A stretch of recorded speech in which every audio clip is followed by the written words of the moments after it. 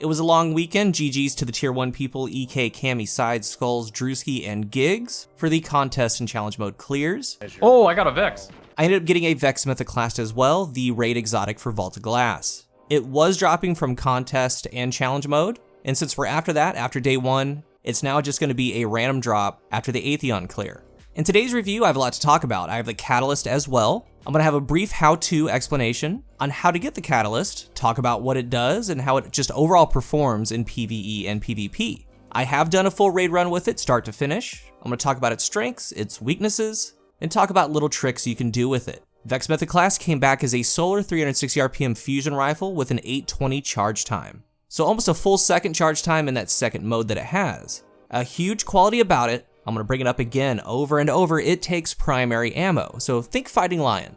It accepts all fusion mods, so targeting, unflinching, and so on. It has arrowhead break, hand-laid stock, a 1.5 times zoom, 80 recoil direction, and a massive 100 aim assist. It holds 33 rounds in the magazine, and it functions while in base as a 360 RPM auto rifle. In the Crucible, it does the same crit and body damage, 36 to the head, 22 to the body. I'm gonna get more into PvP later, but the main thing is that it does function as a 360 auto, but classed as a fusion. It takes those fusion mods, and enemies disintegrate as you kill them. It has Timeless Mythoclast. This weapon fires a single bolt with each trigger pull, and I'm very unsure why they put that in there into text because Vex is full auto, and if you try to tap fire it, as in with each trigger pull, there's a limiter. So disregard that, it's full auto. Its exotic perk is Temporal Limiter. Defeating targets builds stacks of overcharge. Hold reload to swap firing modes. In that second mode, it's an 820 charge time linear fusion that uses primary ammo. And to get an idea of that charge time, it's the same exact charge time as a high impact fusion that has accelerated coils. As far as the Catalyst, that's calculated balance. And out of the gate, you want this so you can make orbs on multi-kills. Calculated balance states that higher stacks of overcharge increase stability, and it's good. I'll talk about that more as well. As you get kills with Vex Mythoclast, you start gaining the overcharges. Adds are worth 1, higher tier enemies are worth 2, so you just clear adds, gain charges. It maxes out at 6, you'll see it by the bar on the left side. In the Crucible, each kill is worth 3 charges, so you only need 2 kills to get the max 6. Once you reach that max 6 overcharge, you have the choice to hold reload and go into that linear fusion mode. It's gonna stay in that linear fusion mode until 3 shots are fired. Each shot uses 2 charges. Then it goes back to full auto. And a couple things about this interaction. Big thing about this weapon, it's like Terabah. You can pull out your ghost, you can use your super, but that's about it. If you have charges on your screen and say something rushes you, you need to switch to your SMG, your shotgun, those charges are lost once you switch. Any weapon switch makes your charges go away. And that goes for the linear fusion as well. If you have that out and stow it, bring it back out, it's gone. For this part of the video, I want to talk about how to obtain the Catalyst. There's a timestamp if you want to go past this or come back later once you get your Vex Mythoclast. In the raid, there are 5 plates that you need to stand on. The first plate is in the far right area from spawn. You can sparrow over there. These plates only are going to rise if you have the Vex Mythoclast equipped. It can't be a secondary, you must have it out. And for all of this, you're going to need a fire team. They're going to have to help you. This is how we did it. And I guess if 2 or 3 members of your fire team have Vex, just to be sure, I would all stand on the plate to get the oracles to rise. But once it rises, the oracles spawn in the area that you're in. And for each time that you do this, the oracles are going to be fairly close to each other. On this front plate, there's an oracle inside with you that you can see. There's going to be one once you go outside the cave, you hang a right, you're going to get on a sparrow, there's a cave in the corner, and you're going to have a teammate stand by this one. And the final one is right back where you spawn in. It's going to be kind of back behind you and to your right from that spawn area. There are 3 oracles for this one. Now, there could be different locations, but this is kind of how it works. The oracles are going to come up in an order. Your team's going to call out what that order was, and you must shoot them in that order. You know that you did the order and the plate correctly when the text on the screen says, "A refrain whispers from deeper in the vault."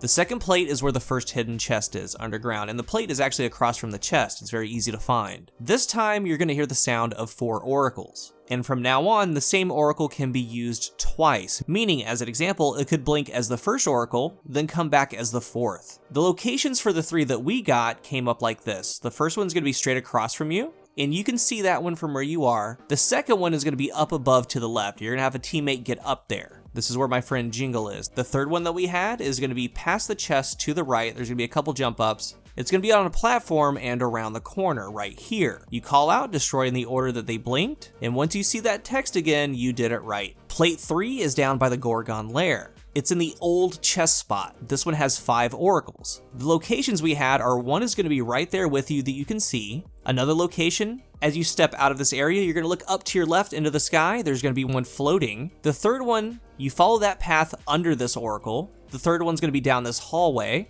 You're going to see it up in the corner at the end. There was a fourth one. To get to that one, it's actually down in the Gorgon area. You're going to have a teammate go all the way down where the maze starts. Once you drop down, immediately turn to the right. It's going to be in the back by the waterfall in a cave. Same thing, you nail them in the order that they came up. And again, sometimes they're going to blink twice. Once you get that text, you're good to go on to plate 4 and 5. The fourth and fifth ones are at the jumping puzzle before Atheon. The fourth plate, as you leave the Gorgon maze, you go all the way to your right, you're gonna keep dropping down, it's gonna be at the end. This one and the last one, you're definitely gonna need your fire team. Plate 4 has 7 oracles. From where you are, you can only see one of them. It's gonna be best to have a teammate down on the bottom right, on that wall, and the others are gonna be scattered up top, one by the cave in the top right, one right above you to the left, and so on. The exact locations are tough from where you are, so you're really going to depend on your team. All the oracles are in that area, and again, once you see that text come up, you did it in the right order, you're good. The final plate, you're going to go back up top, you're going to run through the cave on the left. The last plate is right next to the outside portal, and this one's pretty insane. It goes fast. What? Oh! You want your team on the opposite side of you. They're pretty much going to be standing in the Atheon entrance, and they're going to do the work from there. There are 8 of them this time.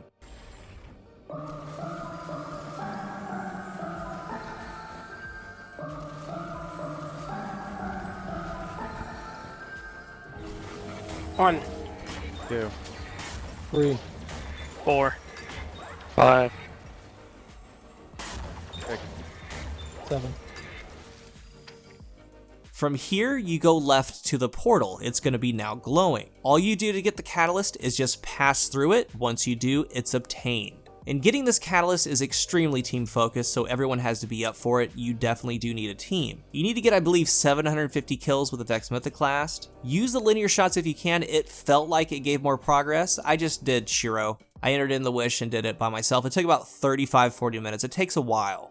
As far as the stability from the catalyst, it's substantial. To me as a controller player, it's a must-have, and for M&K, it just takes it over the top. This is controller in the background on the Series X, base recoil all the way up to ×6, and I jump around a little bit. Just know that it does get better as you get up to a ×6. And for the wall test, there's no recoil compensation by me. It's just letting the Vex do its own thing, its own recoil. I did notice you start feeling it at a ×2. So in PvP, you're gonna be at a ×3 after your first kill, so you're gonna be past that. But the main thing is that it feels like it helps recoil direction as well. And jumping back one more time with the base recoil, you see how the first 6-7 shots are really spread. They pop up and up and over and up and over. And it kind of levels out. It starts getting really tight with its recoil, kind of like how a dynamic sway reduction would work. It kind of feels like that. Or like Rodeo or Persistence from Destiny 1. When you're at that max ×6 overcharge, those first 6-7 shots are just right on top of each other. They don't bounce up like that. They're really grouped together, and then it levels out even more. It completely changes the feel of the weapon. It's a must-have for controller players, but for M&K, it gets a little scary. At base, very, very controllable. You're gonna find it does have a little horizontal jumping side to side, but when you get up to a ×6, it is a pinpoint laser beam. I'm not good with the mouse at all, but you can see it. It's scary good. It means you can hit enemies that are further away. Now, controller players, you can do that too. It's going to require a lot of recoil control, and aim assist is going to do a lot of the work for that as far as magnetism, but the catalyst is good for it. However, I do wish that it had better base stability, and this catalyst gave something like ×8 overcharge. That way you can get an extra linear shot, or make that shot do more damage than it does. But with how they did stability, it's a good catalyst. I do recommend getting it. For PvE, there is a way to set it up, make it work a little bit better for you. But first, 2 quick tips, and this counts for PvE and PvP, I guess. The first thing, if you're at max charge ×6 and you throw it into linear fusion mode, the moment that you do that, it refills the magazine from reserves to full. So it's gonna go back to full ammo. The first 3 shots from that magazine are gonna be linear, then it immediately goes straight back to full auto mode. So keep that in mind. Now the second tip, if you're at a ×5 and the next kill is gonna get you to ×6 max, and remember the ×6 means you can switch over to linear fusion mode. If you're sitting at 4, 5 stacks, getting ready to get a kill for the 6th, you wanna be holding the reload button down when you're at the ×5. So to walk through it, you're full auto, you're holding down the reload for the linear switch. The moment the 6th kill happens, it immediately is gonna throw it into linear fusion. This is the fastest way to make that happen. And combined with the 2 tips, if there are enough enemies, you don't have to actually reload. You are gonna kill 6 adds, it's gonna throw it into linear. You fire the 3 linear, it's gonna go back to full auto. You kill the 6 adds, go back to linear, and so on. And that brings us to the gameplay loop. When you're able to do the gameplay loop with the Vex Mythoclast, it's an amazing weapon. I'm gonna show you that in action in a moment. Ideally, the loop is your close range, then far range. You use the Vex to add clear, and then you use the linear fusion shots for chunk damage or enemies that are far away. So you could be clearing adds at Templar, and when the hobgoblins spawn on the outside, you switch to the linear fusion, pop the goblins, go right back to full auto, clearing adds, and do it again. That is the loop. Add clear, use linear shots on larger enemies, go back to add clear. And I have found for Vex to feel at peak potential, you need it to be masterworked, you need to have taking charge, quick charge, and high energy fire. And of course this takes away Warmind cells, other charge with light builds, other builds in general, but the main thing is to have a good session with it, have some fun with it. This is how you need to do it. Quick charge states you become charged with light by rapidly defeating enemies with fusions. The secondary perk increases ready speed for fusions. Taking charge, that way you can pick up the orbs created by your multi-kills. Since the weapon is masterworked, you're gonna be dropping orbs after you get kills. And then high energy fire to spin the charge with light for damage. It will feel a lot stronger. That's between the orbs that you pick up and the charges that you're getting from quick charge. You get the high energy fire damage a lot. But the main thing is making sure you're using high energy fire with your linear shots, because as far as damage, a linear fusion shot on this enemy, it did 34,804 with Vex, Arbalest did 40,472, and a Vorpal heavy linear fusion, the Threaded Needle, did 52,148. It's pretty close to Arbalest, but the biggest thing is the Mythoclast takes primary ammo. And that gameplay loop does come up even in short situations, like right here.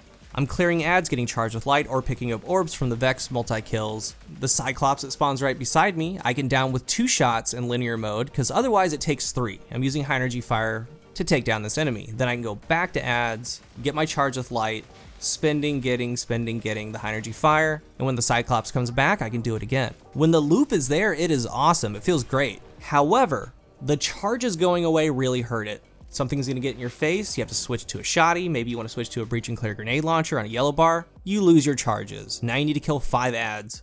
That way you're waiting on the 6th one to get the linear fusion shot, and that's a bad feeling. In areas where there are really close adds and far snipers, it is ideal. Hobgoblin, Scion, Cyclops. You down the adds, wait for them to spawn, switch to linear fusion, take them out. Using primary ammo, it's great. That's where it's strong. Otherwise, a lot of weapons are going to be better, but Vex Mythoclast is very fun to use when the loop's there. In the Crucible, Vex is extremely fun to use in 6v6, but I would stay away from 3v3. I'm going to be honest here, a realist, here are the facts. It has a 0.83 TTK in full auto mode. That's a great TTK. The weapon gets a ton better as you gain stacks if you have the catalyst, it gets more stable. After 1 kill, you're at a ×3. When you're in range, you have a good chance going to get a ×2. You get the 2nd kill, then go right into linear fusion.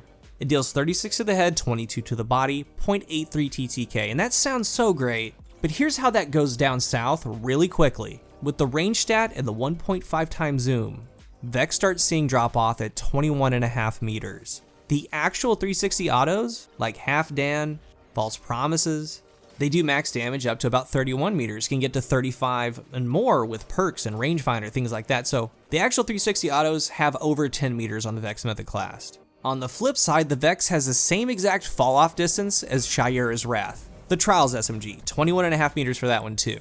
But Shayura can get up to 28, 29 with perks. So basically, you're dealing high impact auto damage, which would be great if you're hitting it at 33, 34 meters, but you're doing it 10 meters less, while being in SMG range. And then all the SMGs beat it. Not to mention 8-9 meter shotguns with knee slides and Icarus dashes. The point is, it's a really tough sell right now. Again, with the movement, the knee slide, stasis, you kind of feel like you dodge a bullet every single time you get a kill. Because even though that 0.83 sounds so good, that's a 5 crit and 1 body. You can only miss 1 headshot, so the moment that you miss and need a 7th bullet, that .83 goes to a 1 second TTK. A 1 second TTK for 21.5 meters. You need an 8th bullet, that's a 1.16, a 9th bullet, 1.33. In SMG range, it's an uphill battle. So why would you use it? The only reason that you're using it is for the linear fusion shots. If you get that first kill, since you need 5 crits and a body, if you're masterworked and you're more stable, it helps a ton getting that second kill. Your whole goal is to get to your linear fusion because 100 aim assist and 1.5 times zoom, that's why you use it, the kills are free. There were times I was trying to hit body shots for the video and I still hit the head. It does over 400 damage to the head, it can down a super, it does 144 to the body, 172 with high energy fire. It's the linear fusion and knowing that you have it in your pocket if you need it. Say you are max charge at times 6, you're running around, you hear a super, you load it in and you're gonna be looking for it. Or you transfer it over when you think that you're gonna be supered.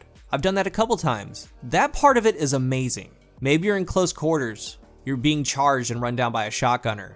You don't have a shotgun or don't wanna pull yours out so you don't lose your charges, so you just switch it over, pop out the linear fusion, 100 aim assist, 1.5 times zoom, it can be done. It's the real reason why you're using it in the Crucible. It means a ton of fun in 6v6, Iron Banner. It's gonna struggle in 3v3 though, possibly survival, but I wouldn't even do that. Definitely not in trials. Because if you're looking for the fusion shots, you need to down 2 of the enemies to linear the 3rd. While you can do that, you can try that, good luck. Because people are gonna know that you have the Vex on, they're gonna know that you can't stow it, they're gonna know that you lose your charges and so on. It's just gonna be a very tough out. And that's the overall assessment for the Crucible. Very fun gun, very fun for PvP. I recommend you run fusion targeting for faster aim down sight speed, fusion unflinching, and then fusion reloaders. It makes a huge difference. I wanted to make a full video, not break it up, not one 8-minute video for the catalyst, one for builds, one for a review, and so on. It's just all right here. Very rarely do I come back to a weapon unless I find something very substantial. So in the end, one more time, for the Crucible, very fun. For PvE, if the gameplay loop is there, then yes, 100%. It puts in work. However, the loop doesn't happen too often. It can't help with champions, maybe in a later season, if fusions can maybe hit overloads or barrier, but right now, no. A lot of things easily replace it. It needs the right situation to shine. Get the catalyst, it helps the weapon tremendously. All in all, I do think that they did a pretty good job with it. I wish a couple things were changed. It would be better if they changed them. It's just a flat out fun weapon, but it's definitely not broken. If you're new here, remember to hit the subscribe button, and if you are subscribed, thank you so much for your support. If you're looking for a new controller, I am partnered with Scuff Gaming. You can use a link down below and my code COOL at checkout for a discount. Let's talk about Vex Mythoclast down below, the Catalyst, and Vault of Glass. Thank you for watching, and until the next one, I am CoolGuy.